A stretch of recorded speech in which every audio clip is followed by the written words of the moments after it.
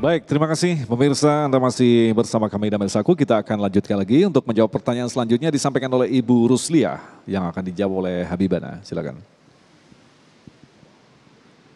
Terima kasih pada Pak Ustadz. Assalamualaikum warahmatullahi wabarakatuh. Begini Pak Ustadz, sebagai seorang pendidik kita tahu pemerintah sampai mengeluarkan suatu cara atau strategi seperti adanya kantin kejujuran yang diterapkan di sekolah-sekolah. Karena kita melihat fenomena yang ada, kejujuran ini sudah menjadi satu kondisi atau mata uang yang langka atau suatu hal yang langka di masyarakat kita. Sementara anak-anak kita harus dididik sejak dini itu masalah kejujuran. Salah satu bentuk dari bagaimana menanamkan kejujuran itu melalui role model. Tetapi yang ada di dalam masyarakat kita, baik dilihat dari kondisi lingkungan, lihat di TV, baca di berita dan sebagainya, yang namanya korupsi itu marak dan merajalela. Pertanyaannya, Bunda? Pertanyaannya adalah strateginya. Bagaimana kita menanamkan sejak dini anak-anak kita itu dia bisa mengenal masalah yang jujur tadi. Kalau kita berbicara masalah agama mungkin ya adalah perilaku yang kita terapkan kepada mereka. Nah sekarang sebagai orang tua dan sebagai guru. Baik Bunda. Barangkali itu bisa dibantu Pak Ustadz untuk bisa menanamkan atau strategi yang kita bisa ambil untuk bisa menanamkan kepada mereka masalah kejujuran yang baik ini. Makasih. Terima kasih. Assalamualaikum warahmatullahi wabarakatuh. Assalamualaikum warahmatullahi wabarakatuh. Habibana, strategi menanamkan kejujuran sejak dini. Yang pasti lisanul hal afsahu min lisanil maqal. Perbuatan kita itu lebih fasih daripada 1000 kalimat yang kita keluarkan. Jadi sebelum kita menyuruh anak kita sholat, maka kita harus terlebih dahulu menunjukkan kalau kita mencintai sholat. Kalau ingin anak-anak kita jujur, maka baik orang tua dan para pendidik di negara ini harus pula bersikap jujur. Apalagi pemimpinnya, karena akan dicontoh. Kalau anak kecil minum pakai tangan kiri, kita masih bisa memaklumi. Tapi kalau seorang ulama minum pakai tangan kiri sambil berdiri, pasti akan menjadi cemoohan. Dan akhirnya kasta role model tersebut runtuh, bangunannya hancur berkeping-keping. Nah, salah satu toriko atau cara yang diterapkan oleh Sada Ali Abi Alawiyin, para habaib dari Hadramut itu, untuk menerapkan supaya anak itu bersikap jujur adalah diajarkan berdagang. Karena di dalam perdagangan ini ada kemaslahatan, ada pendidikan, tapi juga bisa terjadi sebuah kebohongan. Sampai Nabi mengatakan al-bay'ani bil khiyari ma lam yatafarraqa. Orang kalau sedang jual beli A sama B itu boleh memilih selama belum berpisah. In sadaqa wa bayana burika lahuma fi bai'ihima. Kalau syaratnya 2, jujur dan terbuka. Nah, lihat.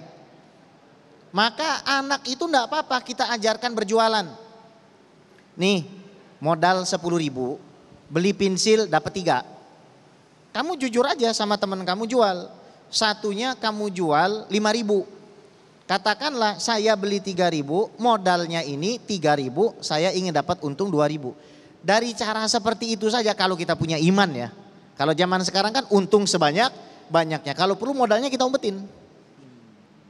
Sampai Nabi Syuaib itu diutus untuk apa? Untuk berdakwah kepada orang-orang yang suka memalsukan timbangan berat dan timbangan ukuran.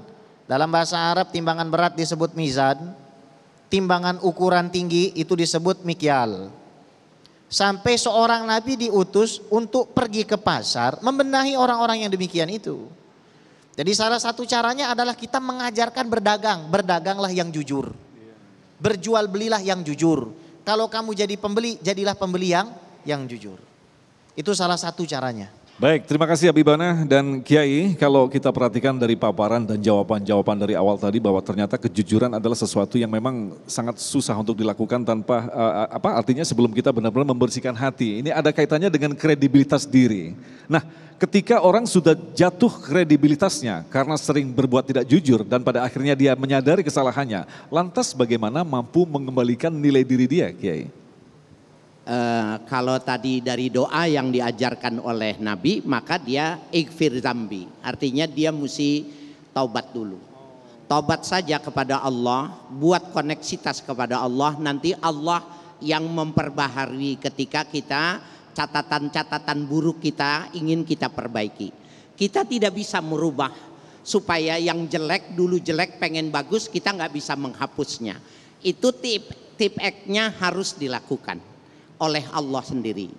Nah cuma nih untuk ibu-ibu nih penting. Jadi jujur itu pertama harus dibangun dari dalam. Yang kedua kita mesti berdoa menghindar.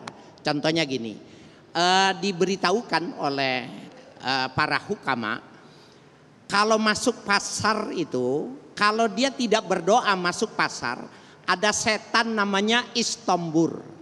Bu, istombur ini nama setan. Jadi kalau punya cucu jangan dikasih nama ini. Istombur.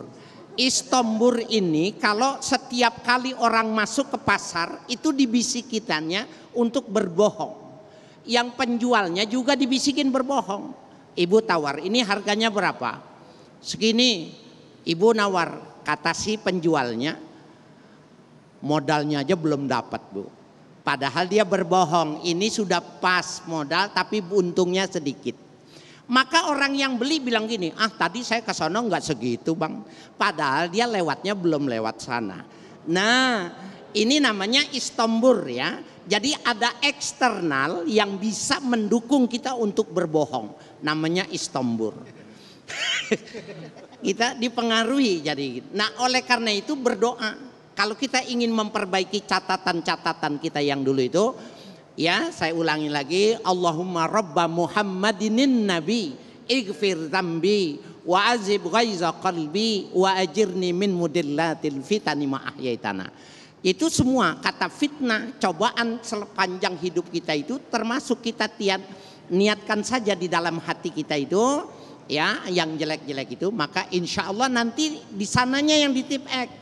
Jadi bukan di dunia ditipeknya. Ketika di sana ditipek oleh Allah, ansallahul hafazah. Allah bikin lupa malaikat hafazah. Hansallahul jawariha. Allah bikin lupa anggota tubuh orang, telinga orang, mata orang dibikin lupa. Ya, jadi caranya dengan bertobat kepada Allah. Dan bagaimana dengan orang-orang yang pernah dizolimi dengan ketidakjujuran? Apakah ketika Allah sudah menghapus dosanya, orang akan otomatis percaya bahwa dia adalah orang yang baik? Nah itu termasuk hati orang-orang yang dulu pernah kita disedahkan itu ditipek hatinya. Ditipek, bahkan bukan cuma sekedar itu, ketika dosa kita sudah dihapuskan itu, sudah dihapus. Malaikat di hadapan Mahkamah Rabbul Jalil tertipu Mas Agung.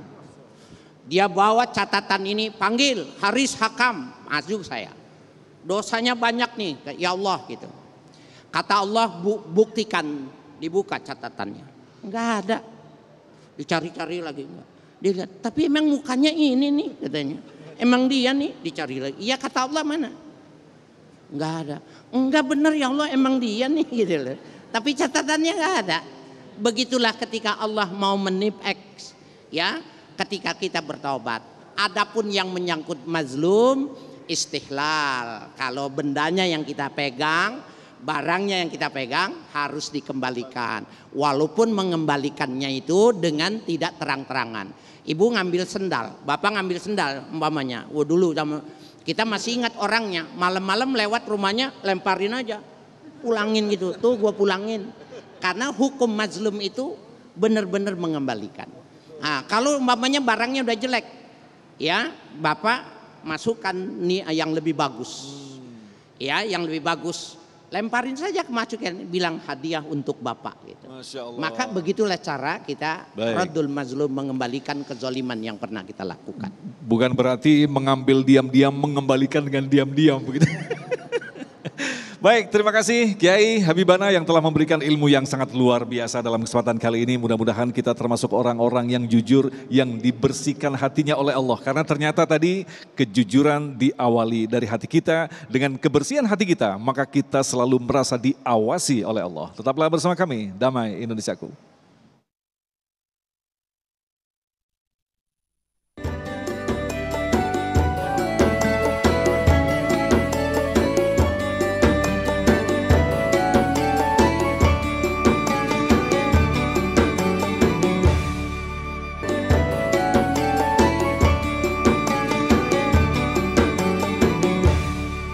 Demikian pemirsa yang dirahmati Allah, Damai Indonesiaku untuk hari ini, dan insya Allah besok di Ahad 6 Maret kami akan menghadirkan Gus Hayat dan Ustadz Ade Purnama dengan tema menggantungkan hidup selain kepada Allah.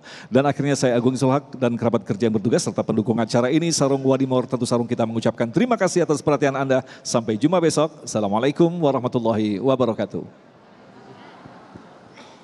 Baik Bapak Ibu sekalian, kita tundukkan kepala dan hati, kita tengadahkan harapan ke Allah Subhanahu wa taala. Bismillahirrahmanirrahim. Alhamdulillahirabbil alamin. Hamdan yuafi ni'amahu wa yukafi mazidah. Allahumma shalli wa sallim wa barik ala nabiyina Muhammad wa ala ali sayyidina Muhammad. Allahumma ja'alna minal ladzina yastami'unal qaula fayattabi'una ahsanah. Allahumma ja'alna minal ladzina an'amta 'alaihim minan nabiyyin was-siddiqin was-syuhada was-shalihin. Rabbana atina fid dunya hasanah wa fil akhirati hasanah wa qina azabannar. Rabbana taqabbal minna innaka antas samiul alim wa tub 'alaina innaka antat tawwabur rahim. Wa sallallahu ala nabiyyina Muhammadin wa alihi wa sahbihi ajmain. Walhamdulillahi rabbil alamin. Amin.